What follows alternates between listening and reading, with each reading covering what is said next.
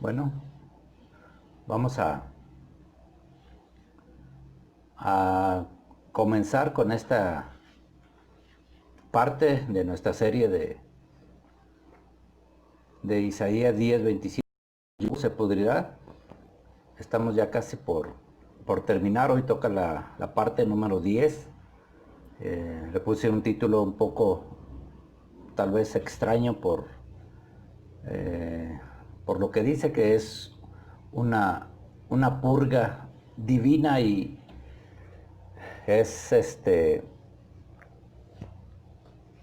un poco no complicado hablar de esto, pero todos sabemos lo que es ahora sí que cuando algo nos cae mal, que comemos en la calle, o algo que nuestro mismo cuerpo nos dice que tiene o tiene la necesidad de sacar algo de, de él.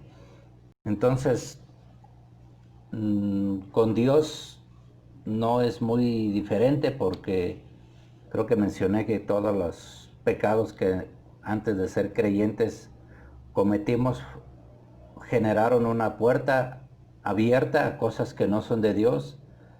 Cuando llega Dios a nuestras vidas y nos sella con su Santo Espíritu, pues Él comienza a llenar con todas esas áreas que en un momento fueron usadas mal. Ahora quiere llenar, limpiar esas áreas desde partes de nuestro ser, de nuestra alma, de nuestro espíritu. Entonces voy a comenzar este tema leyendo una cita del libro de Hebreos. Es la traducción de la versión King James en inglés, pero ya en español. Y dice así: Hebreos capítulo 1, versículo 1 al 3. Dice: Dios, quien en muchas ocasiones y de diversas maneras habló en el pasado a los padres por los profetas, nos ha hablado en estos últimos días por su Hijo, a quien ha designado heredero de todas las cosas, por quien también hizo los mundos, quien siendo el resplandor de su gloria y la imagen expresa de su persona, y defendiendo todas las cosas con la palabra de su poder, cuando él mismo había purgado nuestros pecados, se sentó a la diestra de la majestad en lo alto. Otras traducciones mencionan la palabra purificó. Hay algunas otras que sí mencionan la misma palabra purgó. Entonces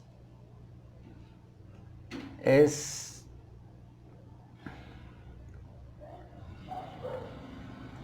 es entendible que normal, cuando nosotros llegamos a Dios y empieza la palabra de Dios a penetrar a través de nuestros oídos, porque dice la Biblia que la fe viene por el oír. Cuando tú empiezas a escuchar, sabes que tu cuerpo es un templo del Espíritu Santo.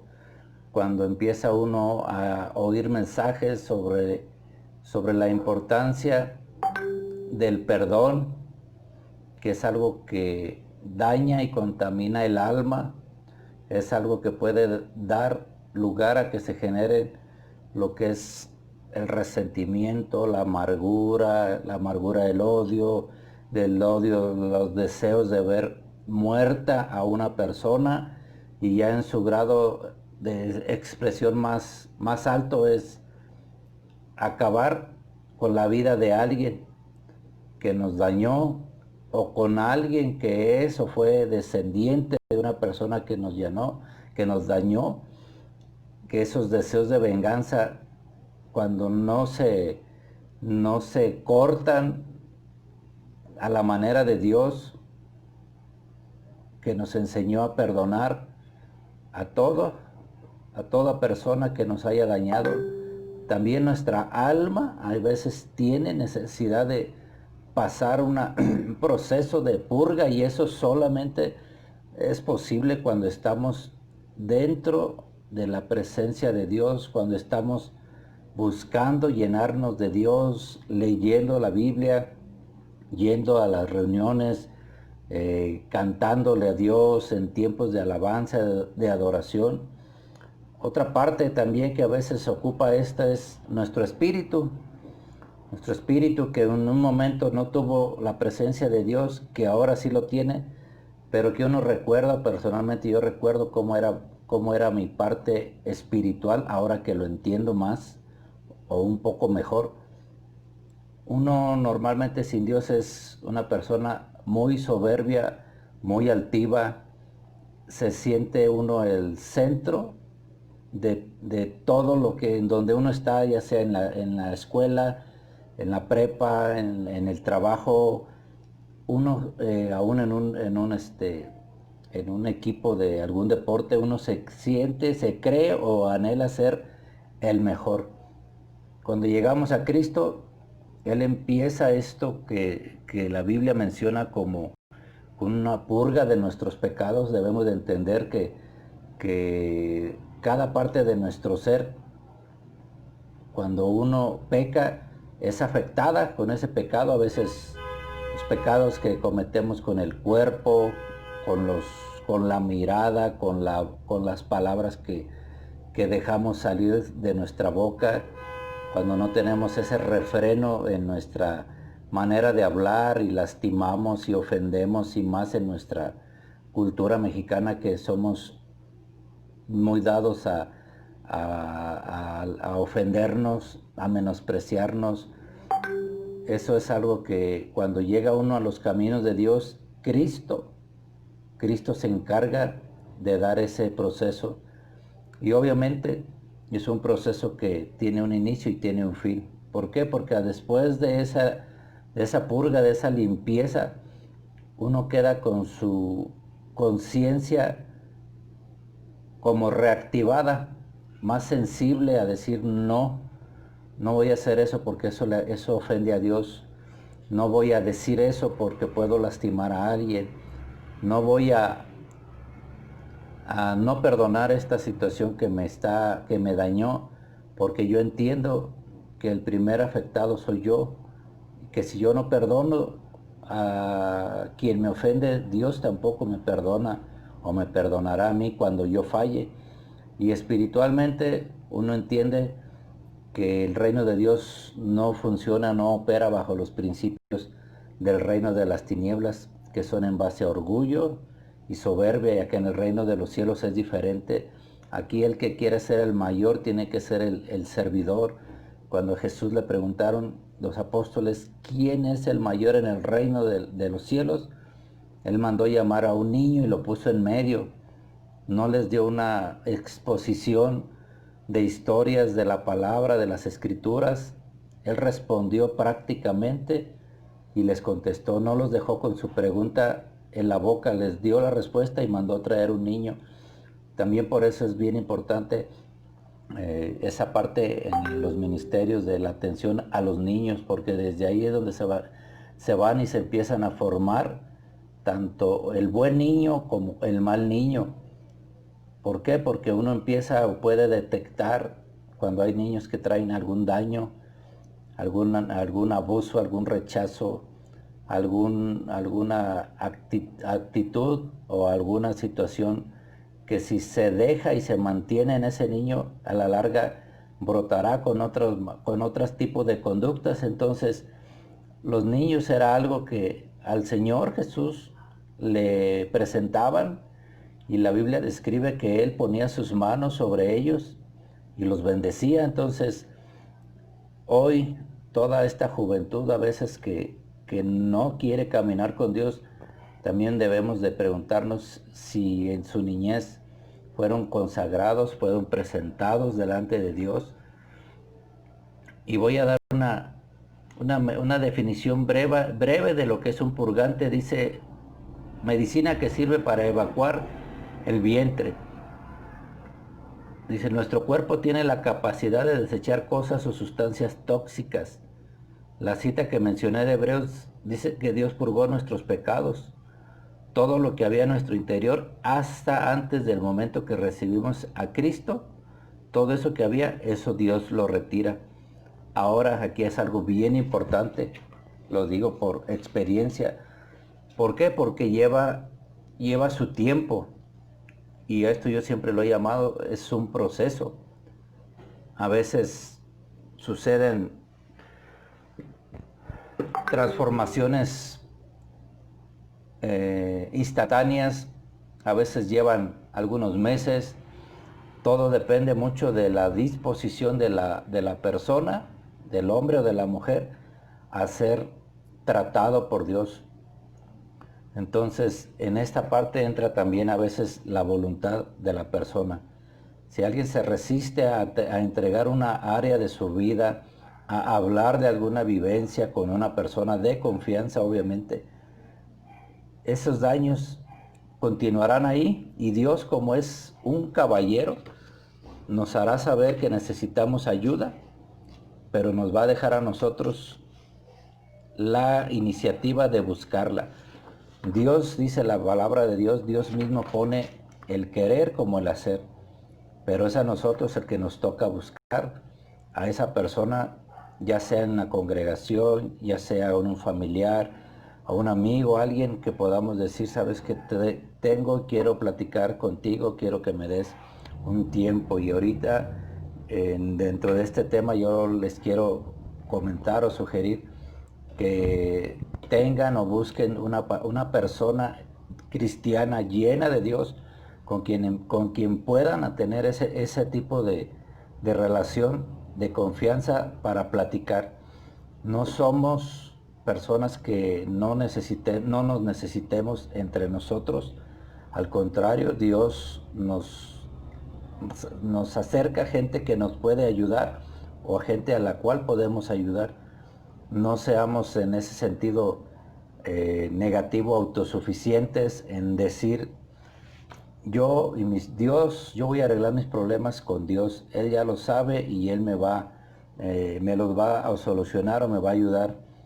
¿Por qué? Porque para eso está lo que es el cuerpo de Cristo, la comunidad de creyentes, para que desde ahí se predique la palabra, el Espíritu Santo sensibilice nuestros corazones, podamos tener la humildad, y a esto voy con esto, tener la humildad de decirle a alguien, a un líder, quiero y necesito una plática, necesito que me escuches. Y de parte del liderazgo, tenemos la obligación de dar esos tiempos, de escuchar, de dar el consejo de acuerdo a nuestra experiencia y a la palabra, y terminar haciendo una oración por esa vida, porque todas las vidas valen lo mismo en Cristo y en la iglesia, desde el que tiene 30 años de cristiano como el que apenas ayer recibió a Jesús, valen lo mismo.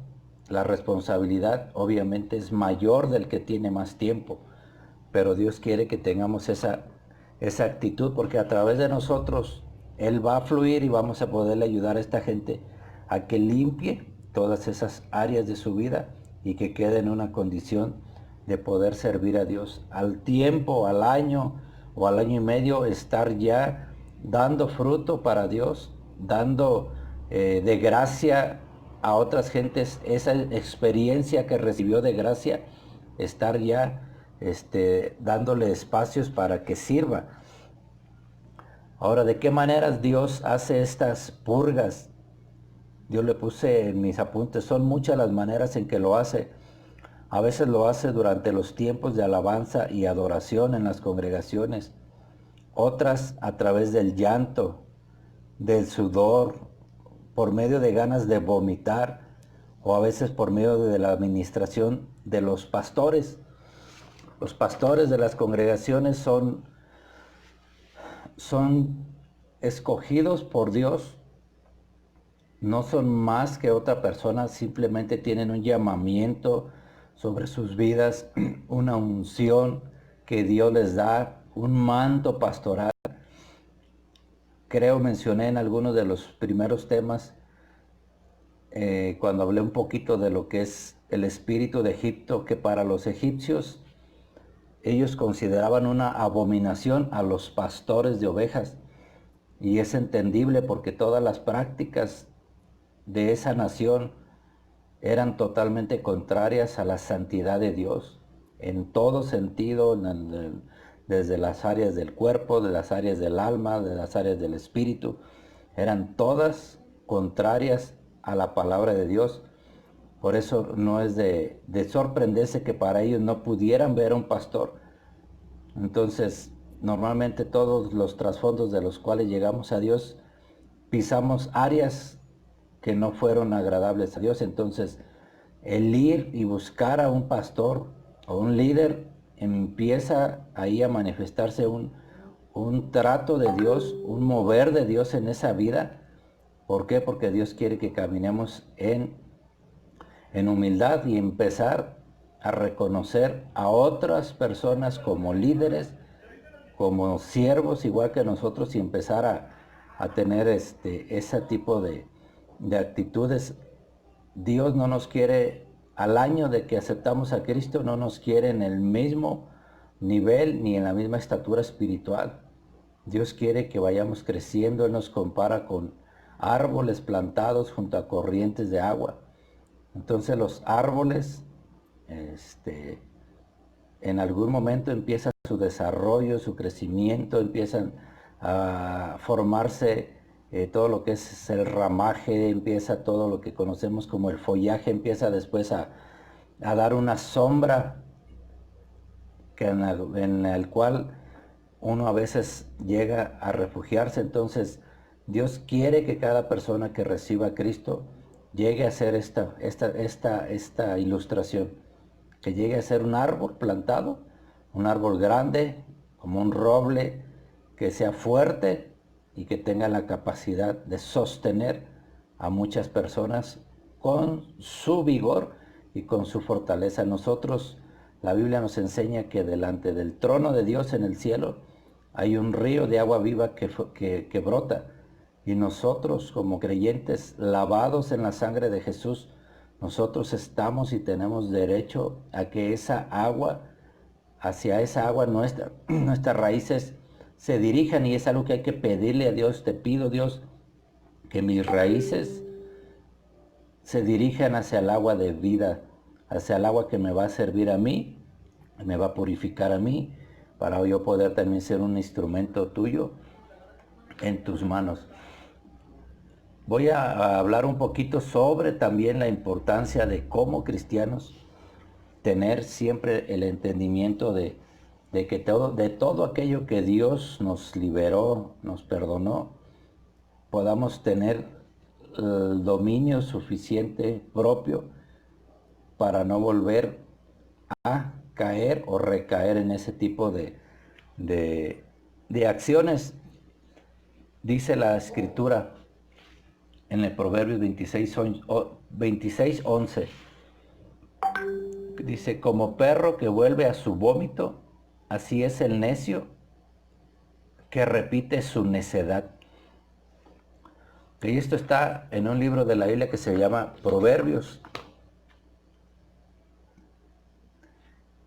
Y el apóstol Pedro, él menciona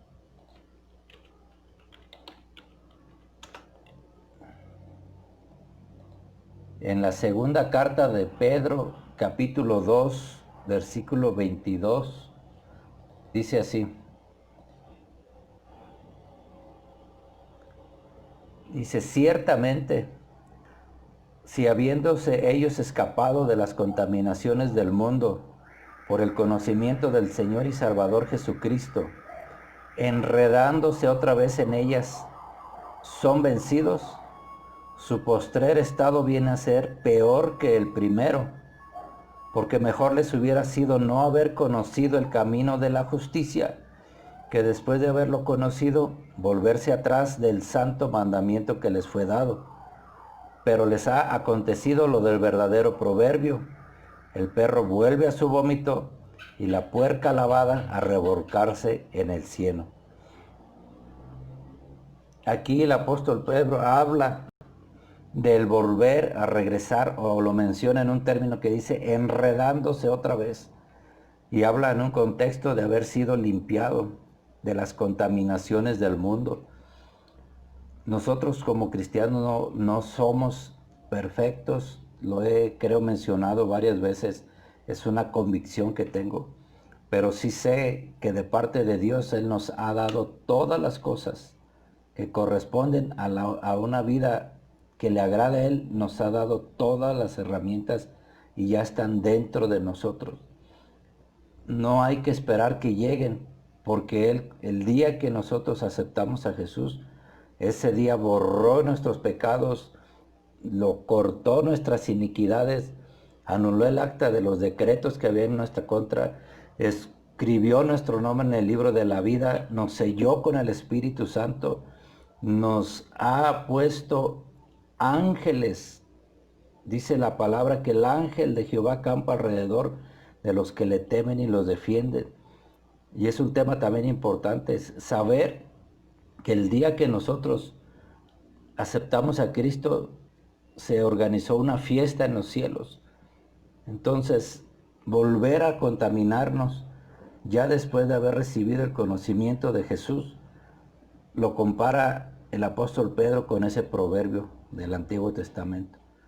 Volver al vómito, y eso es algo que nadie, ningún ser humano en su sano juicio haría bajo ninguna circunstancia. Entonces, en este tiempo donde está la atmósfera espiritual cargada de maldad, con esta situación de la pandemia en medio de la cual estamos todos, todo el planeta Tierra, yo como cristiano digo, la única alternativa que yo tengo es seguir adelante, consagrarme más, servir más a Dios, pedirle y decirle: Dios, dime ahora dónde o a quién le ayudo, a quién le hablo de ti, a quién le mando este video de YouTube, a dónde mando este material que le puede servir. Es estar en activo.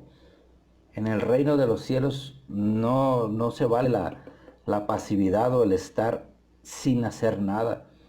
Entonces, todo cristiano que tiene ya más de un año de haber conocido, tendría ya que estar desarrollando lo que va a ser su ministerio bajo un liderazgo de un hermano ya más maduro, que le pueda guiar, que lo pueda animar. Sabemos que esto es una guerra, sabemos que el enemigo también trabaja. Lo que se ve en las iglesias de Apocalipsis, en los mensajes, vemos el trabajo del enemigo en la iglesia, metiendo idolatría, metiendo fornicación, metiendo amor por el dinero, como Balán, metiendo inmoralidad o libertinaje, como lo hace ese espíritu de Jezabel, que abusa de la gracia, que enseña que no importa, que al fin y al cabo tú ya eres cristiano, y tantas otro tipo de cosas que no vienen de una inspiración santa y que se mueven en la iglesia. Y la palabra de Dios ahí lo está, ahí lo establece, y es el mismo Señor quien manda llamar la atención a esas 7 congregaciones, representando lo que es la iglesia en su conjunto a nivel planeta Tierra. El mensaje de la cruz está basado en el perdón de nuestros pecados, y es un mensaje de consagración a Dios hasta el último día de nuestra vida.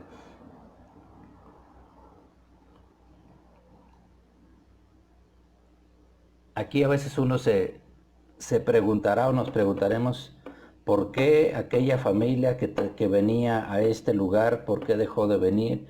¿Por qué aquella señora ya no viene, ya no camina con Dios? ¿Por qué aquel joven se volvió a sus mismos caminos? Aquí, y sí considero muy importante, tenemos que abrir los ojos. ¿Por qué? Porque hay un espíritu que se conoce o se llama el espíritu del anticristo, el cual ha estado en la tierra desde antes de que Cristo naciera, durante el ministerio de Jesús, el ministerio terrenal, y después también de que Él partió al cielo, después de su resurrección. Ahora, este espíritu que busca así específicamente en el mundo donde están los que aún no creen en Jesús y aún no han nacido de nuevo, en ellos intenta primero que no oigan de Jesús y segundo que no crean. Ese es el trabajo que tiene doble, que no oigan y si ya oyeron, que no crean en Jesús. Ahora eso es en el mundo, ahora en la iglesia, que intenta en nosotros introducir desánimo y enfriamiento. Y esto es algo con lo que todo líder batalla, los que son pastores de más tiempo sabrán y tendrán sus vivencias con familias, con personas, con mujeres, con jóvenes, de cómo cuesta tener una congregación fluyendo en la adoración al Dios vivo y en el servicio a Él. Cómo a veces el enemigo busca un área vulnerable en los ministros, en las familias, para meter ahí su cizaña, su veneno. Pero ahora yo creo que en este tiempo, persona que de corazón decida consagrarse a Dios, yo creo, es una convicción que tengo, que el Espíritu Santo mismo va a tomar esas vidas, porque el Señor ocupa mucha gente, dice que la mies es mucha y los obreros son pocos. Rogad pues al Señor de la mies que envíe obreros. Yo creo, y es mi convicción, que mucha gente que llegue a los pies de Cristo va a manifestar una consagración que a veces gente que tiene años en los caminos de Cristo y los van a rebasar. ¿Por qué? Por la pasión, por el agradecimiento que van a manifestar, por valorar el haber llegado a un lugar donde fue tratado bien, y más que el trato humano que influye mucho obviamente en que una persona se quede en una congregación, cómo lo trataron, aún más profundo va a ser la transformación que Dios ha generado en esa persona. Ese nuevo hombre, esa nueva mujer, enamorada de Jesús, no habrá quien lo pare. Y los mismos hermanos que estén en una etapa, de una condición de enfriamiento, van a tener que despertar, van a tener que ponerse las pilas, lo decimos de una manera sencilla, y ponerse a servir, no por competencia. ¿Por qué? Porque cada persona que es cristiano tiene una historia distinta de cómo llegó a los pies de Dios, y esa historia es necesaria que comience a compartirla con su familia, con sus amigos, para que Dios lo use como evangelista en esta etapa de ahorita que está ya reabriéndose el mundo a la actividad. Yo creo y puedo sentir así algo en el sentido de que Dios, como si tuviera un letrero, se solicitan evangelistas. ¿Por qué? Porque es lo que viene, y el trabajo de gospel está 100% inclinado a esa área.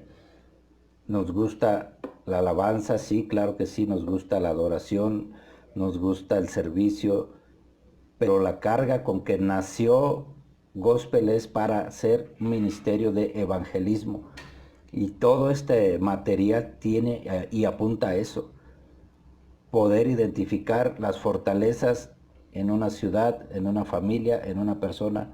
Saber neutralizar esas fortalezas, porque al final de cuentas no son algo, son alguien, son cosas con poder, con personalidad, pero sabemos que Dios nos ha dado autoridad sobre toda fuerza del enemigo y ha prometido de que nada nos dañará. Entonces es una actitud de estar siempre viendo a dónde Dios me está mandando o indicando que vaya a compartir de su palabra.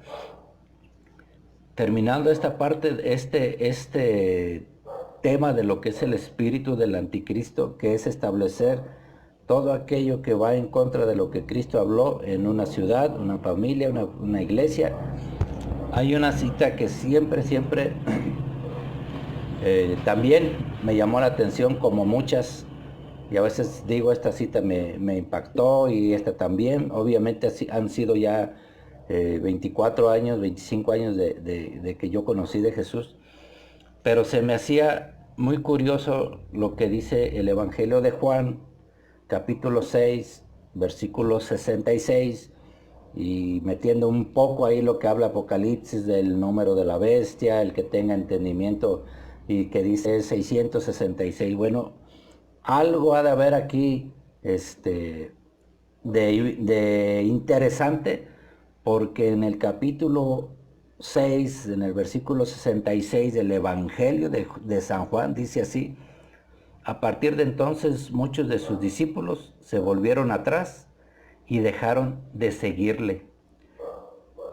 Esta parte siempre me atrajo a decir, es curioso que justamente en ese, en esas, en ese capítulo y en ese número de versículos nos hable de este tema, de darle la espalda a Jesús, y habla de discípulos. ¿Por qué? Porque al final de cuentas el que determinó no creer en Jesús no es considerado un discípulo, simplemente oyó de Jesús, pero no pudo transformarse en discípulo, porque para ser discípulo uno tiene que ir tras las pisadas de él. Pero aquí habla de discípulos que se volvieron atrás y dejaron de seguirle. Y es aquí donde hablo y quiero terminar y cerrar con esto. La gran importancia de decir, Dios, quiero meditar si tú o yo, más bien si yo permití que tú limpiaras todo mi ser de partir del día que yo creí en ti, que me hablaron de Jesús, que oraron por mí, a este momento, basado no en mis sentimientos, sino en lo que yo soy como persona, en lo que yo hablo, en lo que yo, en lo que yo soy. Poderle decir a la gente, honestamente, dime qué piensas tú de mi vida. Es como un ejercicio para ver si efectivamente estamos siendo la luz y sal que hemos sido llamados a ser. Decirle a un no creyente, dime cómo tú me percibes. A un creyente, dime cómo tú me percibes. A un familiar, a un hijo o una hija, decirle, abre tu corazón y dime cómo tú me ves. ¿Qué sientes cuando nos vemos o cuando te abrazo? ¿Por qué? Porque cuando uno está lleno de Dios, uno es una bendición. Uno es alguien que humildemente puede decir, vete, vamos a hacer una oración. Que sabe acercarse al trono de la gracia de manera directa, que sabe lo que vale en Cristo, que sabe que la estima le fue restaurada, y aquí me refiero tanto a mujeres como a varones. Entonces, quiero terminar con esta parte de poder reflexionar con este tipo de ejercicios y decir, bueno, Dios, yo a veces tal vez hable mucho de ti, pero ahora quiero hacer como una encuesta en la gente, cómo me ven. ¿Por qué? Porque para que uno pueda ser un evangelista que Dios use, no solo se ocupa que uno conozca la Biblia, que uno tenga un testimonio fuerte o no fuerte de cómo llegar a los pies de Jesús, pero sí de decir qué es lo que sienten. ¿Por qué? Porque hay gente que no nos da paz, porque hay gente o lugares donde uno se siente intranquilo, porque hay aún personas que el mismo Espíritu Santo nos dice, aléjate de esa persona. Entonces, ¿de quién depender? Solo del Espíritu Santo. ¿A quién invocar? Solo el nombre de Jesús. ¿Y a quién orar? Solo al Padre, en el nombre de Cristo siempre. Lo demás Dios lo envía. Dice su palabra que los ángeles son espíritus ministradores a favor de aquellos que son herederos de la salvación. Nosotros le oramos a Dios, Él envía las respuestas, le damos la gloria a Jesús que nos reconcilió con el Padre y alabamos y cuidamos esa presencia bendita del Espíritu Santo que no tiene un punto de comparación, ni siquiera de precio, de decir, por tanta cantidad de dinero, yo comprometo mi mensaje o comprometo mi integridad como ministro o como hijo de Dios. El que ama al Espíritu Santo jamás dice no, jamás no sentir o no estar consciente de su presencia dentro de mí para mí, sería lo peor que me pudiera pasar como creyente. Que Dios ya no me hablara, que Dios ya no me llamara de madrugada a orar, a tener tiempos con Él, que yo lea la Biblia y no me apasione y no me admiren las historias que leo y a lo mejor ya las volví a leer una vez y otra vez, pero siempre hay algo que Dios nos muestra cuando vemos y nos acercamos a su palabra con fe, que Dios ya no me use como instrumento para predicar, quedar como decimos a veces como en términos de fútbol, como que Dios me tenga en la banca porque ve que no le echo ganas, porque nunca alguien que le echa ganas, su lugar es estar sentado. Nunca un buen director técnico tiene gente que sabe que le sirve en la banca, y Dios es el mejor entrenador y Dios sabe el manejo de los tiempos. Pero ahora en esta nueva normalidad, como mencionan, obviamente habrá mucha gente que tendrá preguntas y Dios las va a acercar a gente que les sabrá dar las respuestas. Ninguno de los extremos más peligrosos en el cristianismo dejemos de que se formen, que se gesten en nosotros, mucho menos que se instalen, como es el legalismo o el libertinaje. Tengamos esa sobriedad, ese sazón en nuestra palabra, en nuestra manera de ser. Seamos alegres, sepamos convivir con la gente que no es cristiana, sepamos conducirnos con prudencia con los hermanos, sepamos discernir a la gente, y a la gente que está dispuesta a ser ayudada, dediquémosles el tiempo sin pensarlo, porque Dios nos lo va a agradecer todo ese tiempo de poder decir, vamos a discipular a esta familia o este joven, vamos a dedicarle una hora por semana a trabajar con él y ayudarle y a irlo guiando de la mano poco a poco en las cosas que Dios nos ha pedido. Entonces voy a hacer una oración para terminar y pedirle a Dios que si hay algo que aún debe de salir de nosotros y no ha salido, Él que todo lo conoce, pueda mostrarnos qué es y podamos nosotros disponernos y decirle, ok, Señor, hazlo ya, Padre. Padre, te doy gracias por este tiempo. Te doy gracias porque tú nos purgaste de nuestros pecados. Señor, gracias porque aún hoy estamos sentados juntamente con Cristo en lugares celestiales, en la región más alta que hay en el mundo espiritual. Por encima, Señor, de toda la estructura del enemigo, toda esa estructura de seres caídos que cayeron de tu gracia, que fueron arrojados a esta tierra, Dios. Gracias porque tu trono es un trono de justicia. Gracias porque la Biblia A mí me dice que justicia y juicio son el cimiento de tu trono y que misericordia y verdad van delante de ti. Gracias porque estamos fundamentados sobre la roca y gracias porque esa misericordia que tú tuviste con nosotros podemos ser instrumentos para que llegue a otras vidas.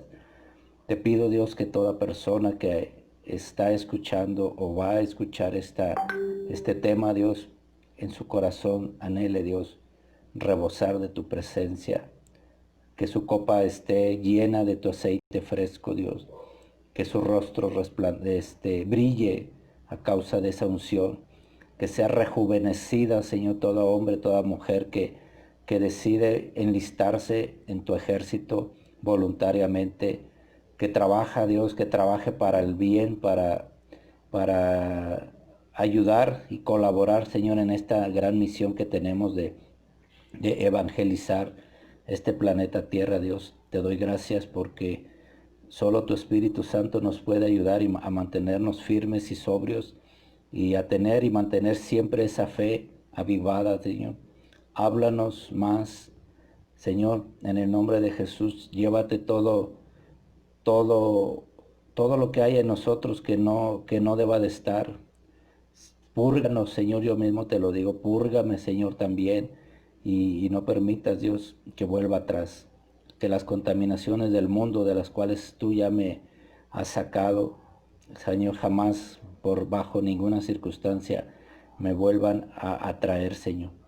Padre, porque tú me has puesto en mi corazón, que tenga mis ojos puestos en Jesús, el autor y consumador de la fe, que no hay nada que ir al pasado a traer excepto todo aquello que te glorifica, excepto a todos, es decir, miren, yo era esto, pero después de aceptar a Jesucristo, ahora Él cambió mi manera de ser. Gracias porque la renovación y la regeneración en el Espíritu Santo es una verdad de tu palabra que necesitaban, Señor. La gente de otras culturas a donde llevaste a Pablo, a los apóstoles, Señor, cuando llegaban a otros territorios donde no había conocimiento de lo que en ese momento era el judaísmo y el cristianismo que estaba desarrollándose y aún sacudiendo imperios como lo hizo con el de Roma, Dios, a través del mensaje de Cristo. Hoy te doy gracias porque puedo creer lo que tú has dicho, que las potencias de los cielos serán conmovidas. Señor, gracias, Padre, porque yo sé que tú vas a venir un día, Jesús, pero la tierra va a estar, Señor, va a estar liberada, Dios, porque así por lo menos yo entiendo, Dios. Tú no vendrás dentro de un caos, sino que tú vendrás, Señor Jesús, cuando estemos como iglesia siendo lo que tú pides, una iglesia sin mancha, sin arruga, Dios, una iglesia donde al poner un pie en las congregaciones, Señor, uno mismo siente tu gloria descender al instante, Señor. Perdónanos, perdónanos como creyentes, como habitantes de esta ciudad de Morelia, estamos teniendo una oración constante, Señor, bendiciéndola, Señor, y declarando siempre, Dios, que tú amas a las ciudades y que tú quieres pasearte por esta ciudad de Morelia, Dios. Te doy toda la gloria, Señor, y toda la honra, Padre, en el nombre de Jesús. Amén.